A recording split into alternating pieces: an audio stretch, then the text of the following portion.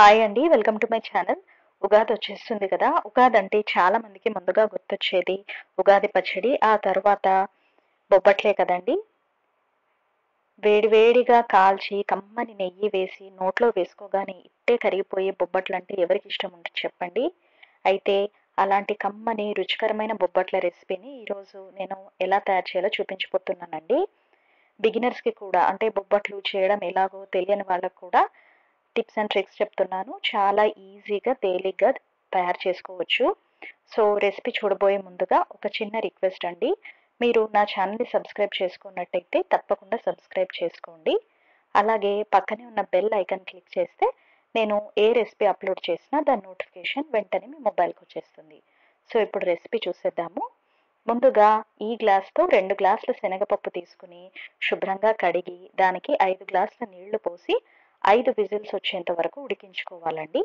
ఈలోపుగా ఒక 4, 5 గ్లాసుల మైదా పిండిలో కొద్దిగా ఉప్పు, కొద్దిగా నెయ్యి వేసి నీళ్లు పోసుకుంటూ ఇలా చపాతీ పిండిలా తడి పక్కన పెట్టుకోవాలి. ఈలోపు మన శనగపప్పు ఉడికిపోయింది. దీంట్లో ఎక్స్ట్రాగా ఉన్న వాటర్ని ఈ విధంగా వంపేసుకోవాలి. ఈ వాటర్ మనకు అవసరం లేదు. సో, ఇప్పుడు మనం ఈ గ్లాస్‌తో 2 గ్లాసుల శనగపప్పు తీసుకున్నాం కాబట్టి నేను 2 గ్లాసుల పంచదార తీసుకుంటున్నాను.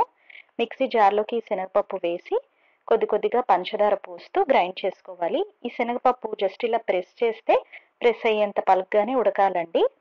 గ్రైండ్ చేసుకునేటప్పుడు కూడా బద్దలుగా ఉండేలానే గ్రైండ్ చేసుకోవాలి. మరీ ఫైన్ పేస్ట్‌గా గ్రైండ్ చేసుకోకూడదు. అక్కడక్కడ బద్దలు తగలాలి. ఇప్పుడు ఒక మందపాటి గిన్నెలో ఈ శనగపప్పు పూర్ణము, 3 యాలకుల నుంచి తీసిన పొడి, అలాగే 3, 4 టేబుల్ స్పూన్ల నెయ్యి వేసి లో ఫ్లేమ్‌లో పెట్టి అడుగంటకుండా ఈ విధంగా మధ్య మధ్యలో కలుపుతూ ఉండాలి. మనము ఈ శనగపప్పు పూర్ణాన్ని చేత్తో ముట్టుకుంటే ఇది మన చేతికి అంటుకోకూడదండి. అలా చేతికి అంటుకోకుండా వచ్చేంత వరకు దీన్ని మిక్స్ చేస్తూనే ఉండాలి. ఇప్పుడు ఇది చేతికి అంటుకోకుండా వచ్చింది. సో, స్టవ్ ఆఫ్ చేసి దీన్ని చల్లారనిస్తున్నాను. ఈలోపు మనం ముందుగా కలిపి పెట్టుకున్న మైదా పిండి మిశ్రమాన్ని చిన్న చిన్న బాల్స్‌లా చేసుకుంటున్నాను. శనగపప్పు పూర్ణం కూడా చల్లారిందండి. దాన్ని కూడా ఈ మైదా పిండి బాల్స్ సైజులోని ఈక్వల్ సైజులో బాల్స్ చేసి పెట్టుకున్నాను. ఇప్పుడు ఒక కవర్ మీద ఆయిల్ రాస్తున్నానండి. నెయ్యి కానీ, నూనె కానీ రాసుకోవచ్చు. మైదా పిండి బాల్ మరియు శనగపప్పు పూర్ణం బాల్ 2 ఈక్వల్ సైజులోనే ఉండాలండి. మైదా పిండి ఇంకొంచెం తక్కువ ఉన్నా పర్వాలేదు కానీ ఎక్కువ మాత్రం ఉండకూడదు. అయితే చాలా మంది మైదా పిండి బదులు గోధుమ పిండి వాడతారు. అలా చేసినట్టయితే మనకు బొబ్బట్లు గట్టిగా వస్తాయి. మైదా పిండి అయితే మనకి ఈ విధంగా స్ప్రెడ్ చేసుకోవడానికి ఈజీగా ఉంటుంది. అలాగే బొబ్బట్లు కూడా చాలా సాఫ్ట్‌గా వస్తాయి. ఇప్పుడు ఈ మైదా పిండి ముద్దను ఒక చిన్న సైజు పూరిలా ఇలా చేత్తో ఒత్తుకోవాలండి. ఎక్స్‌పర్ట్స్ అయితే చపాతీలు చేసే కర్రతో ఒత్తేస్తారు. బట్ బిగినర్స్‌కి అయితే ఇలా చేత్తో చేసుకోవడమే బెస్ట్. ఇప్పుడు ఇలా పూరిలా ఒత్తుకున్న దాంట్లో మన పూర్ణం బాల్ ఉంది కదా! అది పెట్టాలి. పెట్టి ఎడ్జెస్ అన్నీ ఈ విధంగా కొంచెం కూడా ఓపెనింగ్ ఏమీ లేకుండా పూర్తిగా ఈ విధంగా క్లోజ్ చేసేయాలి. క్లోజ్ చేసిన తర్వాత దీన్ని ఇలా ప్రెస్ చేసి మళ్ళీ రౌండ్ బాల్‌లా చేసుకోవాలి దీన్ని. ఇప్పుడు దీన్ని కొంచెం ఇలా చేత్తో మనం ఒత్తుకోవాలండి బొబ్బట్లాగా. మధ్య మధ్యలో నూనెలో చెయ్యి తడుపుకుంటూ ఈ విధంగా పల్చగా మనకు కావాల్సిన సైజులో కొందరు లావుగా ఇష్టపడతారు కదా! లావుగా కావాలనుకుంటే లావుగా లేదా పల్చగా కావాలనుకుంటే పల్చగా ఒత్తుకోవాలి. మీరు చపాతీలు కర్రతో ఒత్తుకోగలనుకుంటే దానికి ఆయిల్ అప్లై చేసుకొని కూడా ప్రెస్ చేసుకోవచ్చు. చూస్తున్నారు కదా! ఈ విధంగా నేను చాలా పల్చగా ప్రెస్ చేశాను. ఇప్పుడు దీన్ని మనం పెనం మీద వేసి కాల్చుకుందాము.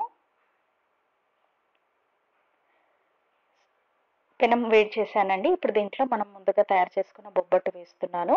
ఇప్పుడు దీనికి మనం నెయ్యి ఎంత కావాలనుకుంటే అంత ఎక్కువ వేసుకునే వాళ్ళు ఎక్కువ, తక్కువ వేసుకునే వాళ్ళు తక్కువ. ఎవరికి నచ్చినంత నెయ్యి వాళ్ళు వేసుకుని 2 వైపులా కాల్చుకోవాలి మీడియం ఫ్లేమ్‌లో పెట్టుకుని. బొబ్బట్లు కాలుస్తూ ఉంటే ఇల్లంతా నేతి వాసనతో గుమగుమలాడిపోతూ ఉంటుందండి. ఎప్పుడెప్పుడు తిందామా అంటూ నోరూరిపోతూ ఉంటుంది. సో, ఈ విధంగా నెయ్యి వేసుకుని 2 వైపులా కాల్చుకోవాలి. మన బొబ్బట్టు రెడీ అయిందండి. సర్వింగ్ ప్లేట్లోకి డిష్ అవుట్ చేసుకుందాము. ఇదే విధంగా అన్ని బొబ్బట్లు చేసుకోవాలి. నేతితో శనగపప్పు పూర్ణం బొబ్బట్లు చాలా రుచికరంగా ఉన్నాయండి. తప్పకుండా ట్రై చేయండి. నేను మధ్య మధ్యలో చెప్పిన కొన్ని టిప్స్ మీకు యూస్ఫుల్ అవుతాయి అనుకుంటున్నాను. ఇంకా ఏమైనా డౌట్స్ ఉంటే కింద కమెంట్ సెక్షన్‌లో పోస్ట్ చేయండి. ఈ రెసిపీ తప్పకుండా ట్రై చేయండి. Thanks for watching.